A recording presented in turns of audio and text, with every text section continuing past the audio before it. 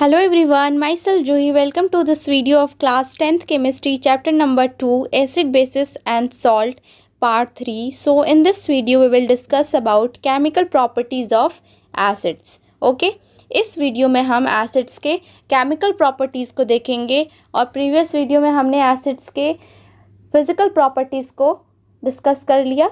Okay, तो chemical properties को समझने से पहले एक एसिड्स के कंसेप्ट को समझना बहुत ज़रूरी है और वो कंसेप्ट है Arrhenius acids. Okay, Arrhenius concept of acids. ठीक है, अरेनियस कौन थे? अरेनियस एक साइंटिस्ट थे जिन्होंने एसिड्स का केमिकल प्रॉपर्टीज़ पे एक कंसेप्ट दिया था.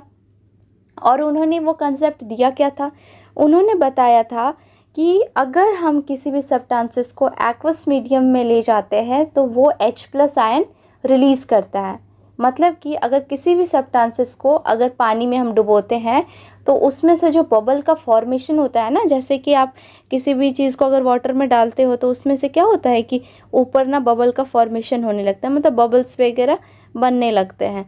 तो वो जो बबल्स है वो क्या है? H+ आयन है. उसी बबल्स को क्या कहते हैं? H+ आयन कहते हैं. ठीक है, the substances which release H+ ion in aqueous medium is known as Arrhenius acid. वैसे सब्सटेंस जिसको पानी में डालने के बाद अगर बबल का फॉर्मेशन होता है वो अगर H+ आयन रिलीज़ कर दे तो वैसे सब्सटेंस को हम क्या कहते हैं?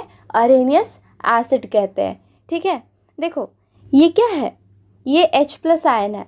ये H+ आयन को क्या कहते हैं? इस H+ आयन को हाइड्रोनियम आयन कहते हैं. ओके, क्या कहते हैं? Hydronium ion. ठीक है, तो ये हाइड्रोनियम आयन जो है इसको अगर H+ कहते हैं तो इसमें कहीं ना कहीं हाइड्रोजन एटम होगा, तभी तो इसको हाइड्रोनियम आयन कहा जाता है ना. इसमें हाइड्रोजन एटम है तभी तो इसको H+ आयन कहते हैं. ठीक है, तो इसमें हाइड्रोजन एटम कहीं ना कहीं होगा. और हाइड्रोजन जो है ये क्या है? एक एलिमेंट है, एक एटम है. ठीक ना. और ये एक ऐसा एलिमेंट है, एक ऐसा एटम है, सारे एलिमेंट्स में से सबसे छोटा एटम है ये. दुनिया के जितने भी सारे एलिमेंट्स हैं ना, उन सारे एलिमेंट्स में सबसे छोटा कौन सा एटम है? हाइड्रोजन एटम है. सबसे छोटा जो एलिमेंट है वो है हाइड्रोजन. ठीक है, इसका जो एटॉमिक नंबर होता है वो क्या होता है? 1 होता है. इसमें 1 इलेक्ट्रॉन होते हैं और 1 प्रोटॉन होते हैं. ठीक है, प्रोटॉन कहाँ होता है? न्यूक्लियस में होता है. और उसके जो आउटर मोस्ट सेल होते हैं उसमें कौन होता है? इलेक्ट्रॉन्स होते हैं. तो हाइड्रोजन के पास तो एक ही इलेक्ट्रॉन है तो इसका एक ही आउटर मोस्ट सेल बनता है, एक ही सेल है. ठीक है, तो ये जो हाइड्रोजन है इस बेचारे के पास सिर्फ एक ही इलेक्ट्रॉन होते हैं. ठीक है, और एक प्रोटॉन होते हैं. लेकिन ये जो इसके पास एक इलेक्ट्रॉन है वो इलेक्ट्रॉन भी इसके पास नहीं बचता है. क्यों नहीं बचता है? क्योंकि कुछ एलिमेंट्स, कुछ एटम्स ऐसे होते हैं जो इसके एक इलेक्ट्रॉन को भी गेन कर लेते हैं. ठीक है, एक इलेक्ट्रॉन को भी उसके पास रहने नहीं देते. कुछ ऐसे स्ट्रॉन्ग एटम्स वगैरह हैं जो आते हैं और हाइड्रोजन के इलेक्ट्रॉन को गेन करते हैं और निकल लेते हैं. ठीक है, क्यों गेन कर लेते हैं? क्योंकि उनके पास इलेक्ट्रॉन की कमी होती है. तो हाइड्रोजन बेचारा क्या है? एक छोटा मोटा प्यारा सा एक एटम है. तो इसके पास उतनी एनर्जी नहीं है, उतनी ताकत नहीं है कि वो अपने इलेक्ट्रॉन को बचा सके दूसरे एटम से, दूसरे एलिमेंट से.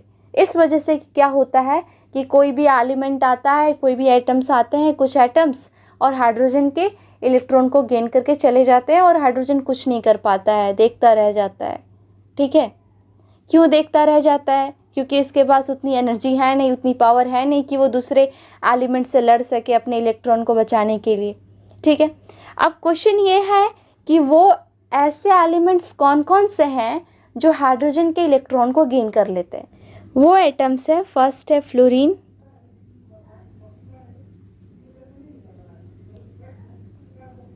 जिसका सिंबल F होता है. सेकेंड है ऑक्सीजन, जिसका सिंबल O होता है. एंड थर्ड है नाइट्रोजन. ठीक है, जिसका सिंबल N होता है. ठीक है, ये जो एलिमेंट्स है ना, इतने चोर टाइप्स के एलिमेंट्स हैं ना कि ये क्या करते हैं कि हाइड्रोजन के इलेक्ट्रॉन को गेन कर लेते हैं.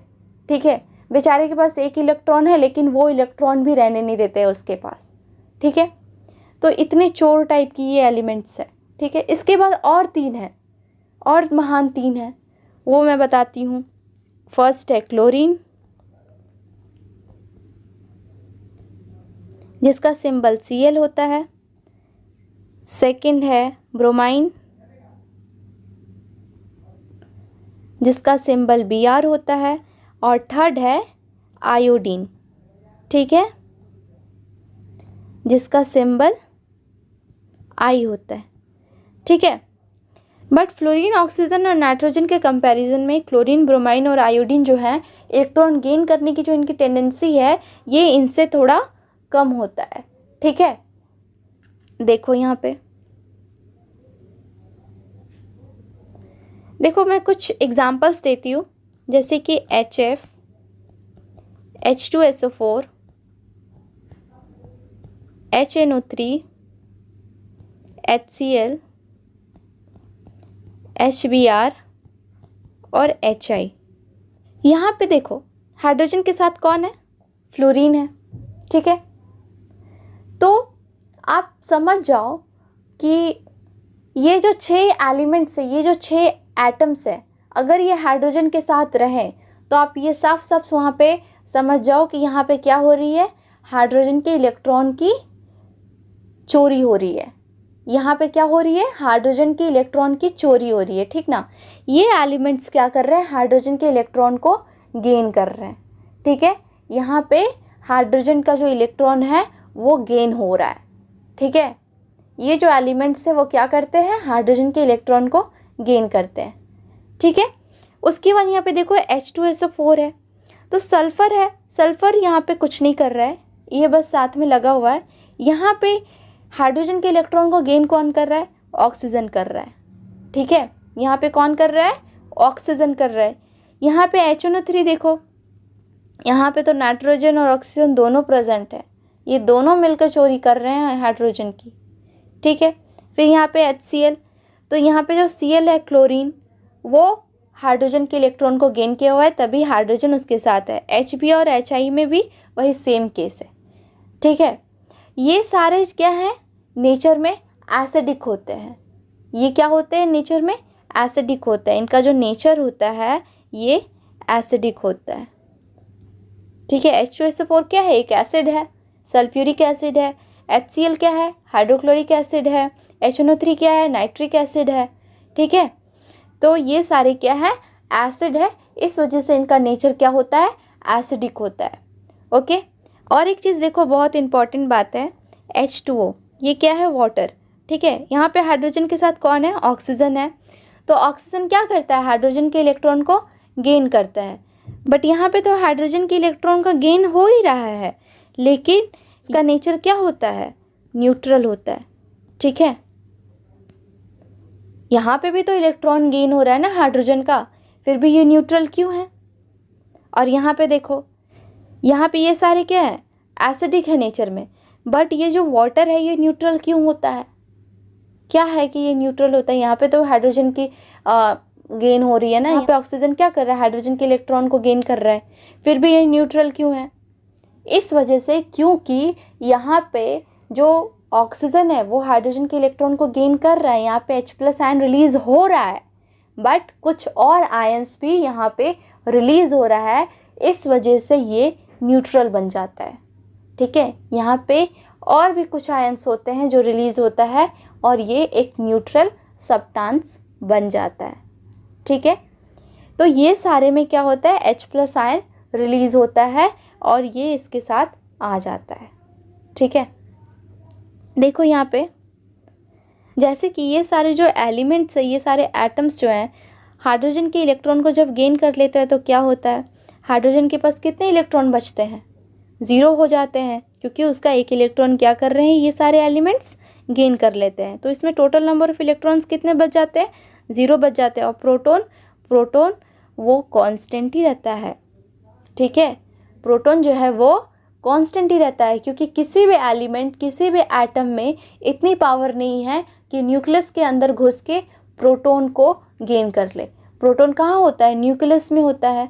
तो किसी भी एलिमेंट्स में उतनी पावर नहीं होती है कि वो प्रोटॉन को गेन कर ले, किसी भी एटम्स के, किसी भी एलिमेंट्स के प्रोटॉन को गेन कर ले। ठीक है, इलेक्ट्रॉन इस वजह से, वो एटम्स और वो एलिमेंट्स जो हैं वो गेन इस वजह से कर लेते हैं क्योंकि इलेक्ट्रॉन कहाँ होता है, आउटर मोस्ट सेल में होता है, न्यूक्लियस के बाहर होता है। इस वजह से एलिमेंट्स आसानी से इलेक्ट्रॉन्स को गेन कर लेते हैं बट प्रोटॉन को नहीं कर पाते हैं। ठीक है, तो देखो यहाँ पे टोटल नंबर ऑफ इलेक्ट्रॉन कितने हो गए, 0 हो गया। प्रोटॉन जो है वो कांस्टेंट ही रहता है।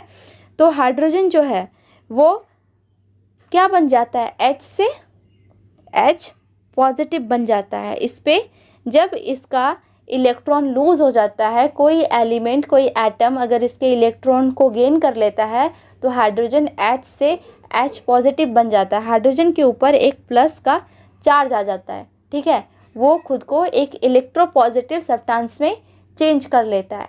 ठीक है, उस पर एक प्लस चार्ज आ जाता है। तो इसी चार्ज को हम क्या कहते हैं, आयंस कहते हैं। ठीक है, यही है पॉजिटिव आयंस, यही है H प्लस आयंस। ठीक है, ये क्या है, H प्लस आयंस है। ये तो हाइड्रोजन से और ज़्यादा वीक हो जाता है। ये H से ये जो H प्लस जो बन जाता है ये और ज़्यादा वीक हो जाता है क्योंकि इसके पास इलेक्ट्रॉन कितना होता है, 0 होता है। और हाइड्रोजन के पास तो 1 इलेक्ट्रॉन और 1 प्रोटॉन होते हैं, बट H प्लस के पास 0 इलेक्ट्रॉन और 1 प्रोटॉन रहते हैं। ठीक है, ये और ज़्यादा वीक हो जाता है इससे क्योंकि इसके पास तो इलेक्ट्रॉन नहीं होती है। लाइफ इसके पास रहता है क्योंकि 1 प्रोटॉन पे ये ज़िंदा रहता है बट इलेक्ट्रॉन नहीं रहता है इसके पास। तो यही है H प्लस आयन। किसी भी सब्सटेंसेस को जब हम एक्वस मीडियम में डालते हैं तो वो H प्लस आयन रिलीज़ करता है। ठीक है, इस चीज़ को हम आगे अभी पढ़ेंगे बेसिसिटी ऑफ एसिड्स में कि कैसे कोई सब्सटेंस जो है वो अपना H प्लस आयन रिलीज़ करता है। ठीक है, देखो नेक्स्ट अरेनियस एसिड के बाद अब हम आते हैं बेसिसिटी ऑफ एसिड्स पे। Basicity of acids. ठीक है, देखो ये बेसिसिटी ऑफ एसिड्स होता क्या है। बेसिसिटी ऑफ एसिड मीन्स कि किसी भी एसिड में ऐसे कितने हाइड्रोजन एटम हैं जो रिप्लेसेबल हैं या फिर जो पानी में डिज़ोल्व करने पे मिलते हैं। ठीक है, बेसिसिटी ऑफ एसिड मीन्स क्या होता है, किसी भी एसिड को जब हम वाटर में डिज़ोल्व करते हैं तो उसमें से कितने H प्लस आयन रिलीज़ होते हैं या फिर किसी भी एसिड में ऐसे कितने हाइड्रोजन एटम होते हैं जो रिप्लेसेबल होते हैं। क्योंकि जब हम केमिकल रिएक्शन करवाते हैं तो क्या होता है, कुछ जो स्ट्रॉन्ग एलिमेंट्स, कुछ स्ट्रॉन्ग जो एटम्स होते हैं वो क्या करते हैं, हाइड्रोजन को रिप्लेस कर देते हैं, डिस्प्लेस कर देते हैं और खुद हाइड्रोजन के प्लेस पे जाके बैठ जाते हैं। ठीक है, या फिर पानी में डिज़ोल्व करते ही जो H प्लस आयन रिलीज़ होता है, कितने H प्लस आयन रिलीज़ होते हैं, यही क्या है, एसिड का बेसिसिटी है। एग्जाम्पल देखो, जैसे फर्स्ट एग्जाम्पल लेती हूँ मैं, फर्स्ट एग्जाम्पल लेती हूँ जैसे HCl प्लस H2O। ठीक है, ये क्या है, लिक्विड फॉर्म में है, ये लिक्विड फॉर्म में। HCl को क्या किया हमने, वाटर में डिज़ोल्व किया। ठीक है, हाइड्रोक्लोरिक एसिड को हमने वाटर में डिज़ोल्व किया तो ये खुद को क्या करता है, H plus plus Cl minus में डिसोशिएट कर लेता है। ये क्या करता है, H प्लस और Cl माइनस में खुद को डिसोशिएट कर लेता है। ठीक है, ये एक्वस फॉर्म में होता है। किस फॉर्म में होते हैं, एक्वस मीडियम में होता है। पानी के अंदर HCl को पानी में जब डालते हैं, मतलब वाटर में जब डिज़ोल्व करते हैं तो पानी के अंदर क्या करता है, ये H प्लस आयन रिलीज़ करता है। ठीक है, H प्लस आयन ये रिलीज़ करता है। ठीक है,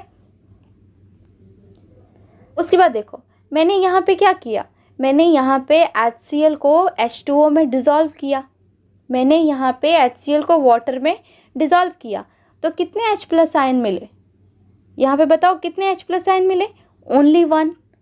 तो इसका क्या मतलब है, इसका मतलब ये है कि HCl की जो बेसिसिटी है वो क्या है, मोनो बेसिक है। HCl की जो बेसिसिटी है वो क्या है, मोनो बेसिक है।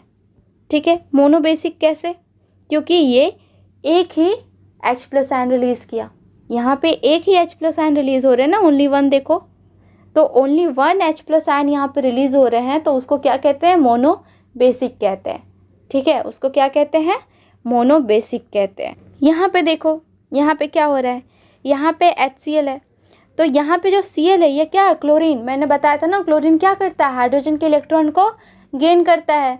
ये सारे जो एलिमेंट्स होते हैं chlorine, fluorine, bromine, iodine, nitrogen, oxygen, ये क्या करते हैं, हाइड्रोजन के इलेक्ट्रॉन को गेन करते हैं। तो यहाँ पे क्लोरीन कितने हाइड्रोजन आटम को गेन किया हुआ है, ओनली 1 किया हुआ है। इस वजह से क्लोरीन पे माइनस चार्ज आ गया। कैसे आ गया, क्योंकि क्लोरीन 1 इलेक्ट्रॉन गेन किया हाइड्रोजन का, इस वजह से उस पर नेगेटिव चार्ज आ गया।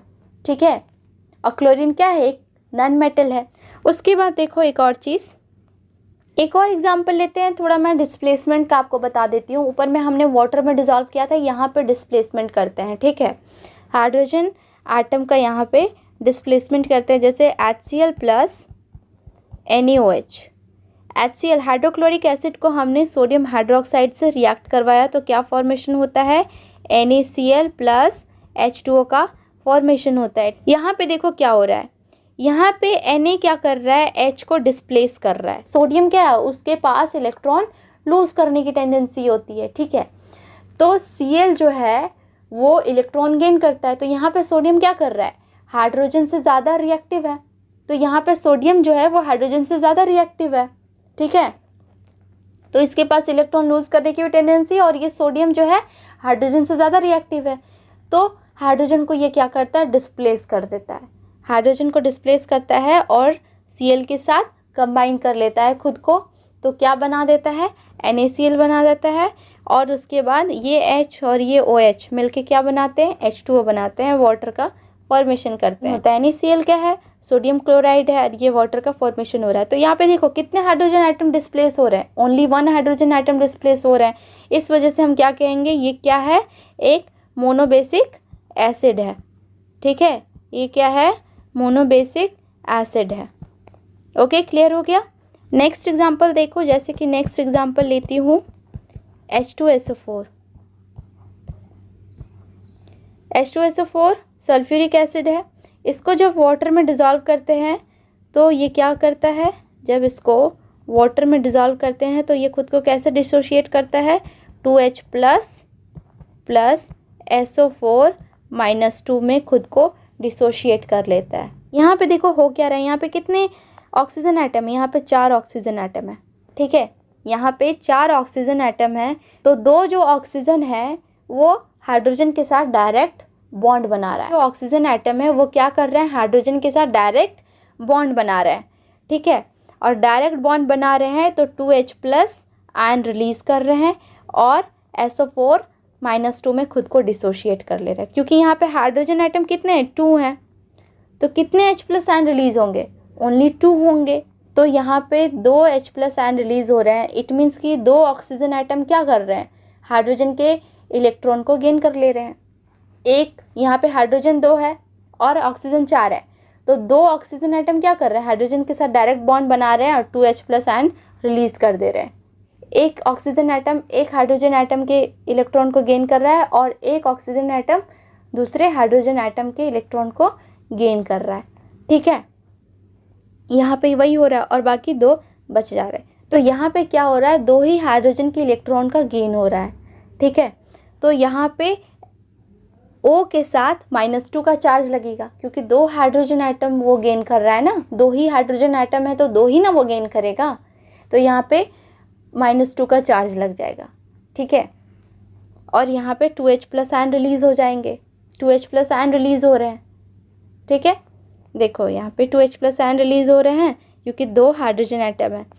तो इसको हम क्या कहेंगे, इस चीज़ को हम कहेंगे डाइबेसिक एसिड। इसको हम डाइबेसिक एसिड कहेंगे। ठीक है, ये क्या है, डाइबेसिक एसिड है, क्योंकि यहाँ पे 2 H प्लस आयन बन रहे हैं। ठीक है, यहाँ पे हमें 2 H प्लस आयन मिल रहे हैं, इस वजह से हम इसे क्या कहेंगे, डाइबेसिक एसिड कहेंगे। ओके, अब देखो इसका डिस्प्लेसमेंट देख लेते हैं थोड़ा। ये तो हमने वाटर में डिज़ोल्व किया, अब देखते हैं इसका डिस्प्लेसमेंट। जैसे H2SO4 है, इसको हम 2NaOH के साथ रिएक्ट करवाते हैं तो क्या फॉर्मेशन होता है, Na2SO4 + 2H2O। ठीक है, यहाँ पे क्या हो रहा है, Na जो है वो हाइड्रोजन को डिस्प्लेस करके SO4 के साथ खुद को कंबाइन कर ले रहा है, तो क्या बना रहा है, Na2SO4। ठीक है, ये क्या बना रहा है, Na2SO4 बना रहा है। और ये जो हाइड्रोजन है ये OH के साथ खुद को कंबाइन करके क्या बना रहा है, 2H2O। ठीक है, यहाँ पे कितने हाइड्रोजन एटम की डिस्प्लेसमेंट हो रही है, 2 हो रही है, 2 हाइड्रोजन का ही डिस्प्लेसमेंट हो रहा है ना, तो इसको हम क्या कहेंगे, डाइबेसिक एसिड कहेंगे। क्या कहेंगे, डाइबेसिक एसिड।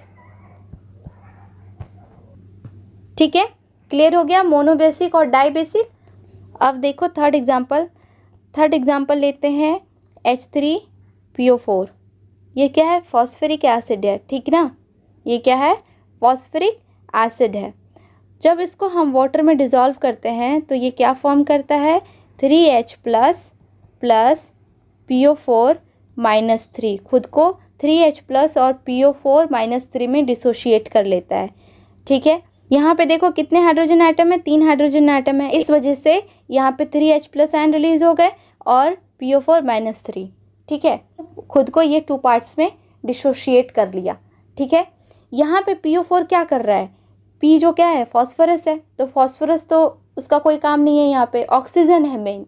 ऑक्सीजन जो है वो क्या कर रहा है, हाइड्रोजन के इलेक्ट्रॉन को गेन कर रहा है, हाइड्रोजन के इलेक्ट्रॉन को यहाँ पे ऑक्सीजन जो है वो चोरी किया हुआ है। ठीक है, तो ऑक्सीजन यहाँ पे कितने हैं, 4 हैं, और हाइड्रोजन कितने हैं, 3 हैं।